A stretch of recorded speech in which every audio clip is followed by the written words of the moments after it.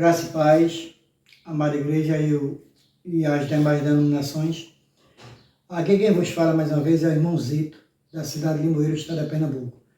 Hoje eu vou trazer mais um trabalho, uma palavra na obra do Senhor. Hoje são 21 de outubro de 2023, dia de sábado. E para dar início ao trabalho, eu vou louvar o hino do cantor cristão, de número 456, que se chama o Estandarte. O estandarte desta igreja, levantemos sem temor. Ela é muito amada esposa do bendito Salvador. É Jesus o comandante, verdadeiro que a conduz. Somos nós os seus soldados, nesta igreja de Jesus. Resolutos avançai, trabalhando por Jesus. O estandarte levantai, espalhando a sua luz. Ó igreja, dediquemos nossos corpos ao Senhor. Não devemos ser escravos do sagaz enganador. As riquezas são nos dadas pela terna mão real, e o Senhor do céu observa se fazemos bem ou mal. Resolutos avançai, trabalhando por Jesus. O estandarte levantai, espalhando a sua luz. Graça e glória te pertencem, ó esposa do Senhor. Sê então um instrumento de salvar o pecador, pois até os fins do mundo Cristo mesmo reinará, e o domínio do Evangelho toda a terra abrangerá. Resolutos avançai, trabalhando por Jesus. O estandarte levantai, espalhando a sua luz. Amém. E para a nossa reflexão, amados irmãos e queridos ouvintes, eu vou deixar aqui no livro de 1 Reis, capítulo 2, que tem como título assim: Davi dá conselhos a Salomão e morre. Capítulo 2, e o versículo 1 ao 4 diz assim: E aproximaram-se os dias da morte de Davi e de seu, e deu ele ordem a Salomão, seu filho, dizendo: Eu vou pelo caminho de toda a terra, esforça-te, pois,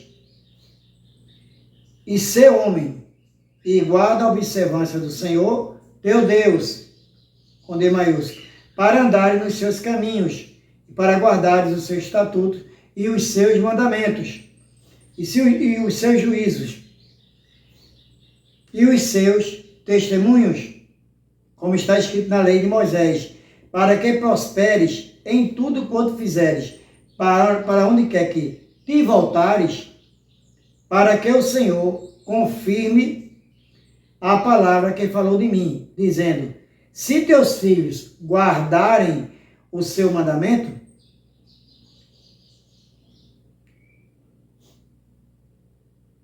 diante da minha face, fielmente, com todo o seu coração e com toda a sua alma, nunca te faltará sucessor ao trono de Israel.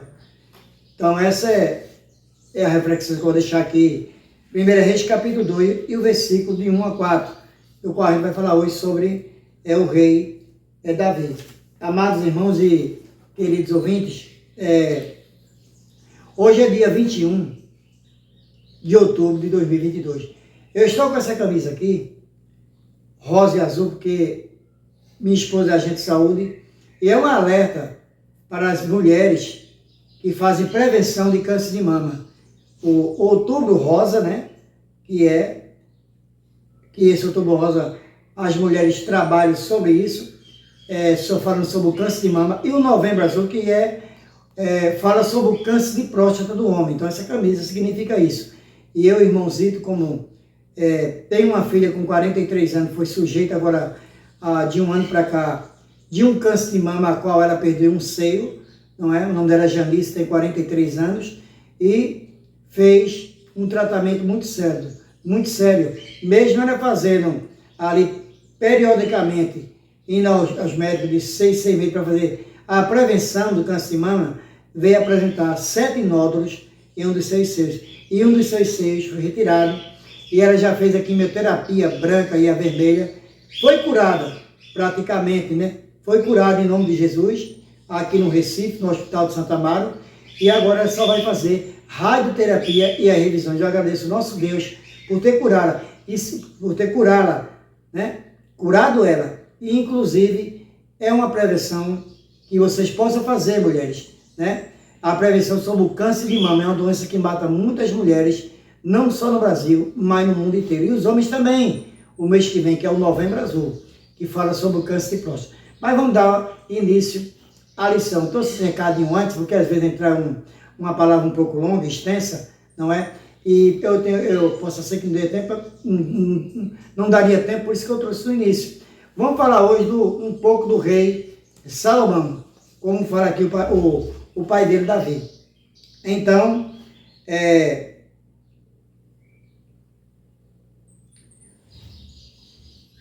o rei Salomão foi um dos maiores governantes da história de Israel. Ele foi o filho de Davi e homem segundo o coração de Deus, e recebeu de Deus uma sabedoria extraordinária que lhe permitiu julgar com justiça, administrar com prosperidade e escrever com inspiração. Ele construiu magnífico templo em Jerusalém, onde a glória de Deus se manifestou. Ele recebeu a visita da rainha Sabá, que ficou admirada com a sua riqueza e o seu conhecimento.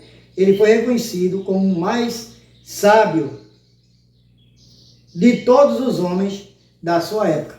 Então você veja aqui, amados irmãos e queridos ouvintes, que o rei Salomão, Deus perguntou a ele o que ele queria pedir. E o rei Salomão pediu sabedoria ao Senhor. Ele não pediu ouro, não pediu riquezas, pediu sabedoria. Ele foi um homem sábio, né? E Deus deu toda a sabedoria a Salomão. Mas Salomão, ele foi o filho de Davi, né? Com Betseba, né? E sabemos que Betseba foi a esposa de Urias, o qual Davi mandou matar numa guerra, não é? Mas aqui diz que Davi foi o homem segundo o coração de Deus. Foi um homem muito obediente a Deus, mas também desobedeceu a Deus nesse sentido, não é? E Salomão foi filho de Betseba. E ela pediu, inclusive, para o pai antes dele morrer, para que o trono viesse ser sucedido, ser dado a Salomão, já que ele tinha, acredito que muitos filhos, né? Como diz aqui.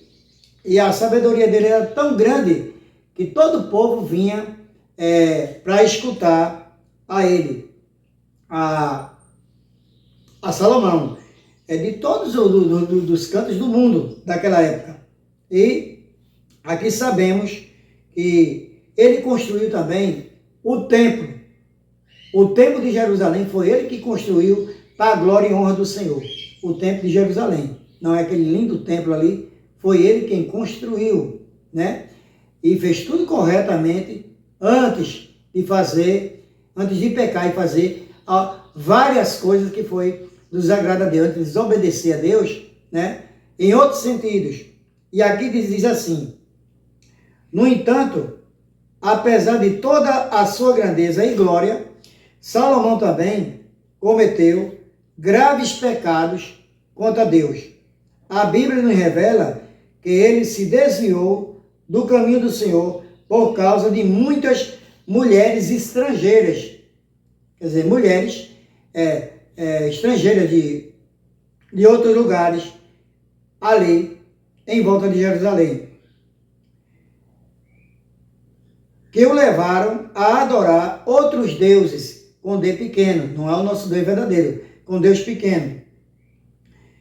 Ele violou os mandamentos de Deus que proibiam os israelitas de se casarem com povos pagãos e de se envolverem com a idolatria. Ele construiu altares para os falsos deuses, com D pequeno, das suas esposas, e se inclinou diante deles.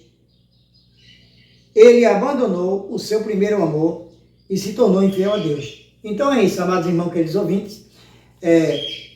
Salomão, sabemos que ele foi um homem que ele teve 700, casou com 700 mulheres e teve 300 concubinas. Quer dizer, ao todo, 1000 mulheres.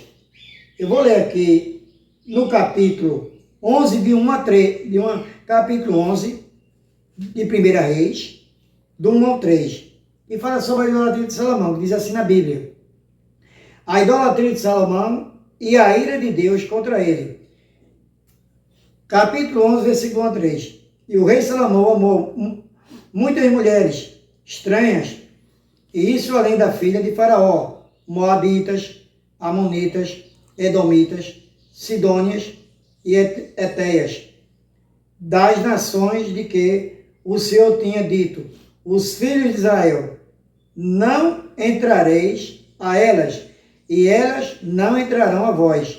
De outra maneira, perverterão o vosso coração para seguirdes os deuses dele, com D pequeno. A estas se uniu Salomão com amor, e tinha 700 mulheres, princesas, e 300 concubinas, e suas mulheres lhe perverteram o coração. Então é isso. Aqui no capítulo 11 está dizendo que o homem teve 700 mulheres e 300 concubinas. Quer dizer, de estrangeiras, de outros lugares, todos esses lugares que eu falei aqui. E essas mulheres adoravam a estátuas, a Deus que elas constituíam. E aí Salomão fez templos e altares para esses deuses dela, e também fazia reverência a esse Deus. Desobedeceu a Deus, um homem tão sábio, não é? Que pediu sabedoria a Deus. Deus deu sabedoria, veja, todos os locais do mundo ali daquela época, para ver a sabedoria de Salomão. E em 1 Reis, capítulo 4, versículo 32, diz que o rei Salomão, ele disse 3.000 provérbios, e foram os seus cânticos 1.005 cânticos. Tanto era a sabedoria de Salomão. Aí você vê quanto o nosso Deus é um Deus de amor, mas de justiça também. Agora vem as consequências sobre os pecados que ele fez, sobre a idolatria que ele fez. Por possuir tantas mulheres. O fato não é possuir tantas mulheres, mas foram mulheres estrangeiras de outros lugares, a qual não adoravam o nosso Deus com D maiúsculo, mas sim deuses com D pequeno. E ele fez vários altares e se prostrara também diante desse Deus, violando o principal mandamento de Deus, que está escrito aqui no livro de Êxodo, capítulo 20, Êxodo 20,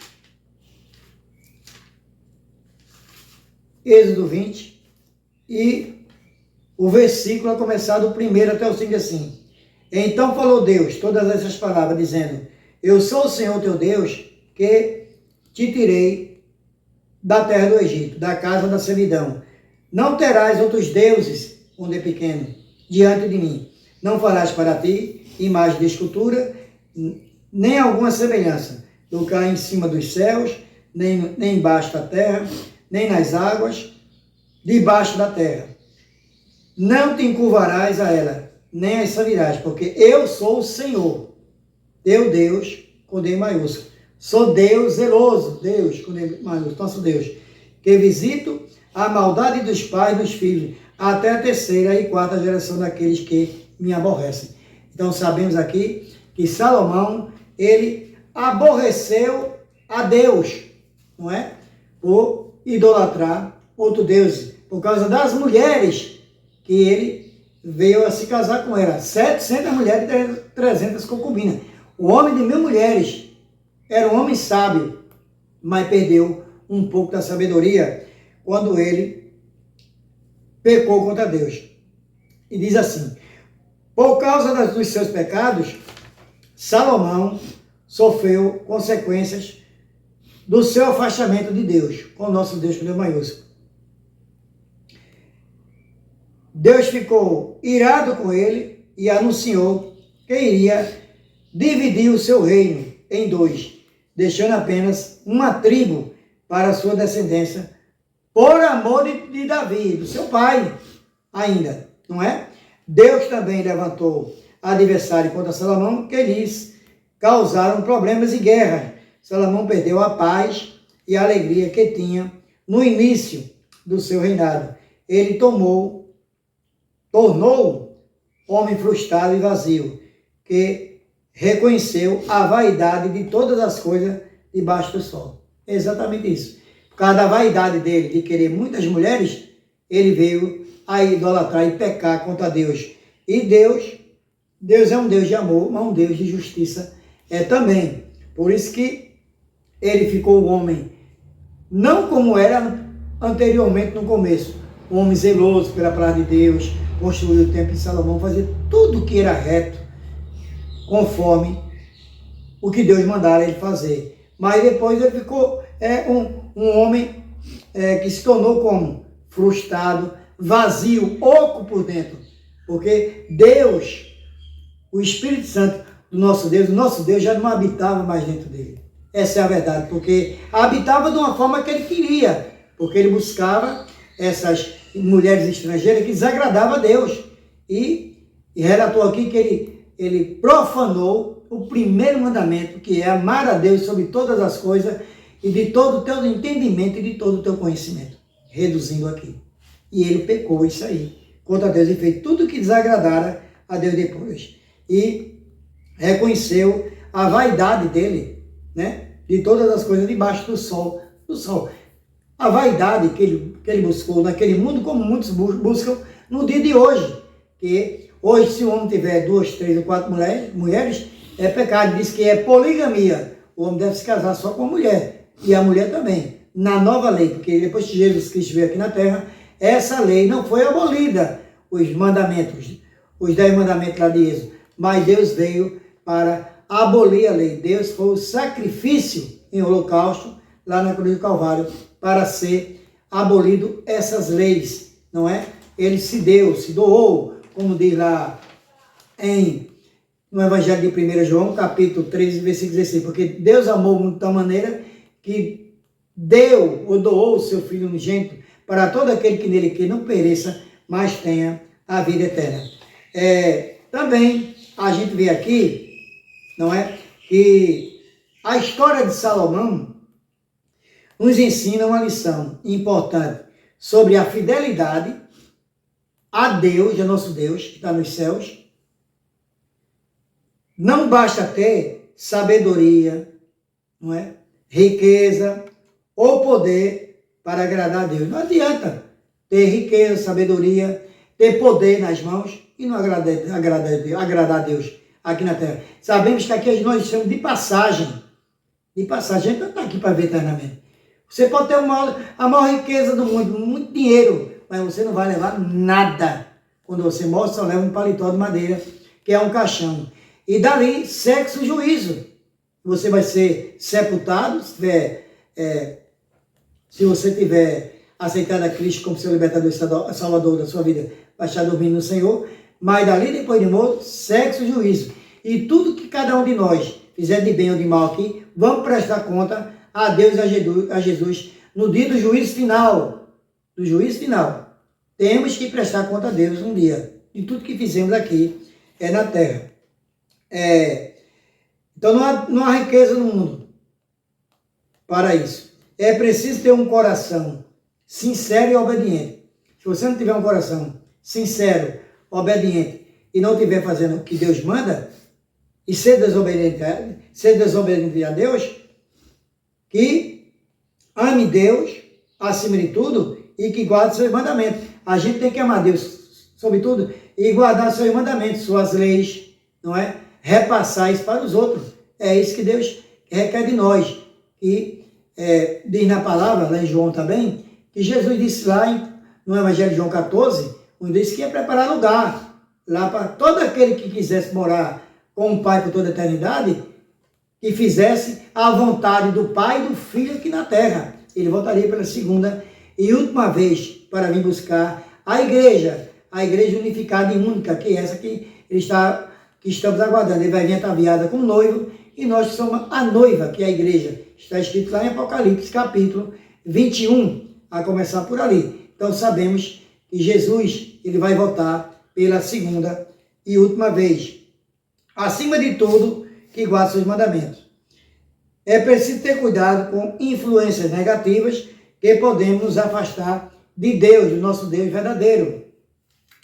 Como as paixões carnais, os interesses mundanos e as falsas doutrinas. Exatamente isso. As paixões carnais, quer dizer, a gente vive na concupiscência da carne, os desejos carnais aí no mundo que o mundo oferece. Isso, o mundo oferece. Se você deseja dentro de si mulheres, o inimigo vai colocar várias mulheres no teu caminho e você vai cair nas ciladas do inimigo, que é Satanás. Ele vai colocar mulheres, vai te dar dinheiro, mas você vai perder a sua salvação diante do nosso Deus. E também falsas doutrinas. Nós também não pode ser falsos mestres. Temos que fazer e levar a doutrina de Deus, que é as Escrituras Sagradas, a todas as pessoas, todas as religiões, não importa quem, sem tirar uma vírgula e sem colocar uma vírgula a mais. É levar a obra de Deus através da Escritura Sagrada, que é a Bíblia, como diz aqui. E lá em Marcos, capítulo 16, versículo 15 e 16. Ir por todo mundo e pregar o Evangelho a toda criatura. Quem crer nele e for batizado será salvo, mas quem não crer já está condenado. Então é isso. A gente tem que pregar as boas novas do Evangelho e ser um doutrinário certo na palavra do Senhor. Quando você for incumbido de levar uma palavra, seja pastor, seja co-pastor, seja um ministro ali da palavra, seja um diácono, que você leve a palavra diante da Escritura Sagrada. Examine a Escritura, mas leve o que é correto. Não doutrinas vãs, para que venha desagradar a Deus. É preciso buscar sempre a comunhão com Deus, através da oração, da leitura da sua palavra e da adoração. Por isso que nós temos que estar em comunhão com o nosso Deus.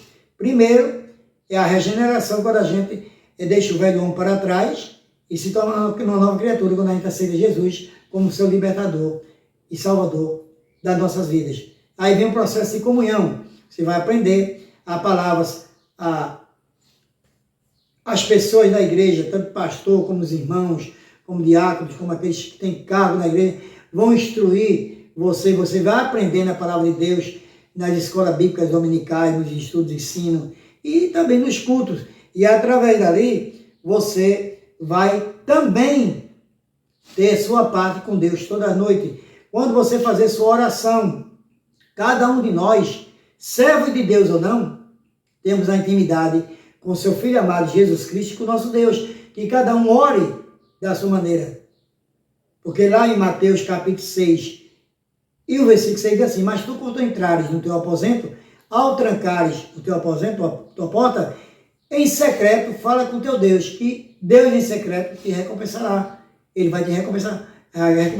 Cada um vai ter sua intimidade com Deus Jesus. A intimidade do irmãozito com o nosso Deus é uma. Já da minha esposa, a irmã Genilda, é outra. e os amados irmãos também. E daqueles que ainda não são crentes, também têm uma intimidade com Deus. Eles oram a Deus do jeito que eles oram. Tem uma intimidade lá dentro do quarto à noite e ora a Deus. E Jesus, ele deixou uma oração dominical, sacerdotal, que está escrito em Mateus, capítulo 6, e o versículo vai começar do 9, se não me engano, até o 13, que fala que é a oração do Pai Nosso. E muita gente vão dormir e se levanta do mesmo jeito, e nessa oração faz em agradecimento do dia a dia que ele vem passar, o dia certo do dia a dia, na estadia que o Senhor dá a ele, no dia a dia, no dia de hoje, por exemplo, que nós nos levantamos, devemos agradecer a Deus por ele ter velado nosso corpo ontem à noite, não é? Devemos ser gratos a Deus, a Jesus, pelo dia, já de hoje, por essas horas que já são 9h23, 9h23 da manhã, não é? Já devemos ser gratos a Deus, porque estamos vivos, né? Somos gratos a Ele através de Jesus Cristo. Teme a Deus e guarda os seus mandamentos, porque este é o dever de todo homem. Tem que temer a Deus. Se a gente não tiver o temor do Senhor, a quem a gente vai temer? A homem? Mesmo a gente temendo a um homem sendo mal, não tem problema, ele pode fazer o mal a nós, mas o temor de Deus é maior, porque Deus é amor e é justiça também. Da gente não devemos temer a homens aqui. O homem pode até pegar a minha pessoa e fazer o que quiser. Pode me matar, destruir, mas eu não posso deixar de temer a Deus e de negar a Deus e de negar a Cristo Jesus, que aí eu vou ser um apóstata. Eu estou desobedecendo a Deus. Porque Deus está conosco até os confins da terra, até o último dia de nos levar daqui. E temos que confiar em Deus e em Jesus. Porque não devemos confiar em homens aqui na terra. E temos que ter o temor de Deus, não de homens. Devemos sim respeitar os homens aqui na terra, sobretudo, né? E se você tiver um emprego, respeitar o patrão, respeitar seu pai, sua mãe, respeitar todos os vizinhos. Isso é também justo e reto diante do Senhor. Mas tem que temer a Deus, que Ele é o Deus supremo, superior, majestoso, trino, Deus único, Pai celestial, amoroso, misericordioso. É tudo na nossa vida. Ele é majestoso. Ele que está lá no mais alto dos céus. Ninguém jamais viu a Deus, a não ser Jesus Cristo, que já retornou e está à destra do Pai. Não importa se está em pé ou sentado, mas está lá à direita do Pai, esperando escrever o último nome no livro da vida para que ele venha pela segunda e última vez para vir buscar a igreja. E diz aqui ainda, em Eclesiastes, capítulo 12, 13, justamente esse versículo que eu li. Tema a Deus e guarda os seus mandamentos, porque este é o dever de todo homem. Temer a Deus e guardar todos os seus mandamentos, como está escrito em Êxodo, capítulo 20, e o versículo que começa do primeiro. Está os 10 mandamentos aí, para você ali respeitá-lo, principalmente honrar teu pai e tua mãe, né? Do jeito que eles são. É um dever do cristão honrar o pai e a mãe, para que os dias deles sejam acrescentados aqui na terra. É o único mandamento com promessa. Sabendo que tem filhos que não honram o pai e a mãe, infelizmente, não é? E que possamos ser fiéis ao nosso Deus, até o fim. Possamos ser fiéis a Deus até o fim da nossa vida, até nós seguimos aqui, morrer na morte carnal, mas ter uma certeza, né, de ganhar a coroa celestial para morar com Deus por toda a eternidade. E também para que possamos ouvir dele as palavras. E aqui também, no Evangelho de Mateus, capítulo 25, e o versículo 21, diz assim: muito bem, servo, bem e fiel, foste fiel no pouco, sobre o muito te colocarei. Entra no gozo do Senhor. Tá vendo? Ser fiel no pouco e no muito, que vai entrar no gozo do Senhor. Mas isso aqui são palavras espiritualmente, não é? Que nós possamos ser fiel no pouco, no muito, tanto nas obrigações para com a igreja, para com o nosso Deus, colaborar com a obra que é levar o evangelho a toda criatura, que é proclamar a palavra de Deus. E aqui, diz aqui, entra no gozo do Senhor. Entrar no gozo do Senhor significa o quê? Olha, já pensou a gente entrar nos céus com alegria, com amor, com carinho, esperar no Senhor, todo o gozo, aquilo que a gente está esperando aqui, todo o sofrimento que a gente está passando aqui, um dia nós vamos deixar tudo isso aqui, esse sofrimento vai nos levar para trás, vai levar a lugar algum. E sabemos que, como eu já disse a vocês, aqui, o rei Salomão foi um rei sábio, né? O mais sábio da terra. Deus deu sabedoria a ele, mas ele fez o que desagradou a Deus, né? Devido às mulheres que arrumou, 700 mulheres, 300 concubinas, muitas mulheres, para um homem só. Mas ele era um homem sábio. E diz aqui, como eu disse antes, que ele foi um homem que fez 3.000 provérbios, ele falou 3.000 provérbios, e foram os seus cânticos, 1.005. É uma sabedoria muito grande de Salomão. Felizmente só pecou quando ele se juntou com as pessoas indevidas, né? Mulheres estrangeiras, para desagradar a Deus, e provocou a ira de Deus. Por isso que Deus fez o que fez com ele. E sabemos que ele já vinha de uma conduta, não era uma conduta boa. Betseba, a esposa de Davi, né? Ocasionou tudo aquilo, né? Que matou seu filho Urias, né? Seu esposo Urias, né? No caso, que era o esposo de Betseba. Mas mesmo assim, Salomão ainda ficou com Betseba. E sabemos que Davi foi o homem segundo o coração de Deus. Por isso que Deus sempre colocou Davi na frente. Se eu não me engano, o nome de Davi está escrito na Bíblia 1125 vezes, mais do que o nome de Jesus, na Escritura Sagrada.